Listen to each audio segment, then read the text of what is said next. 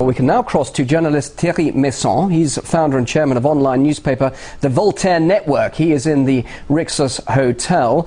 Thanks very much indeed for joining us there on the phone. Now, we've just been talking to a journalist who's staying in the same hotel as you. He was saying he feared for his life. He felt threatened and very much in danger. What is the situation from your point of view? It's a strange situation because now in this hotel there is no more the leaders of the country.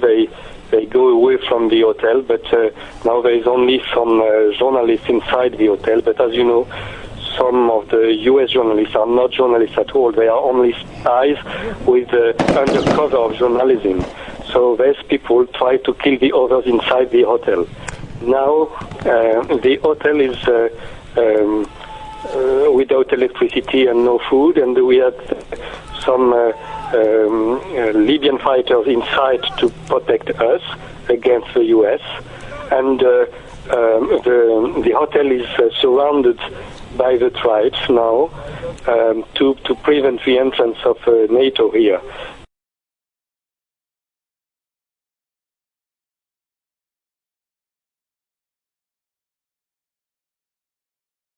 But NATO lose a lot of ground today, especially this afternoon. There was a big counteroffensive from the royal forces, and they ousted the rebels from a great part of the town. No, not all, but a great part of the town. And that's always the same thing what happened in the last days in other towns.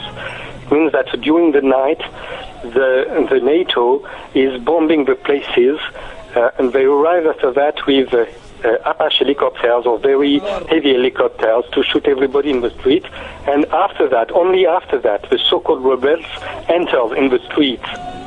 So it's very easy, of course, but the military action is not performed by the so-called rebels, but is performed by NATO. That's why they are doing all the things during the night to hit what are the people doing the action. But in the day, each time we see the reverse. In the day, the loyal forces try to control again the ground, and the rebels are withdrawing. Let me just quickly ask you. It's you, the journalists, who are providing us with the first-hand accounts and the news of what's happening there in Tripoli.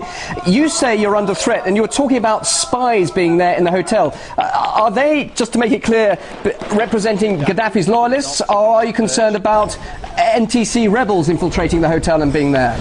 No, I'm saying to you that some of so-called journalists inside are US agents undercover.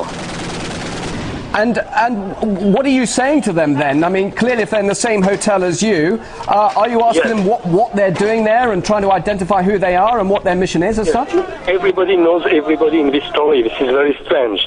And now the hotel is cut in two different parts. So why do you, if they're American CIA agents, why do you feel threatened then?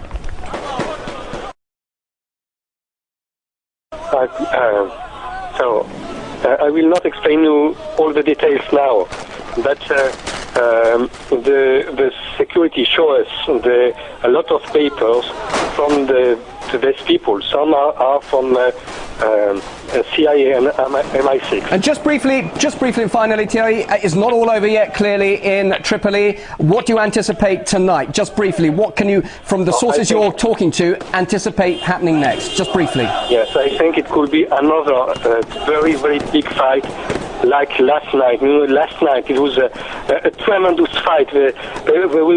We don't know exactly the losses, but during the first part of the night, there was only the first part of the night.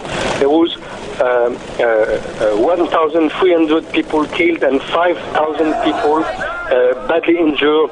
We enter in the hospitals. All right.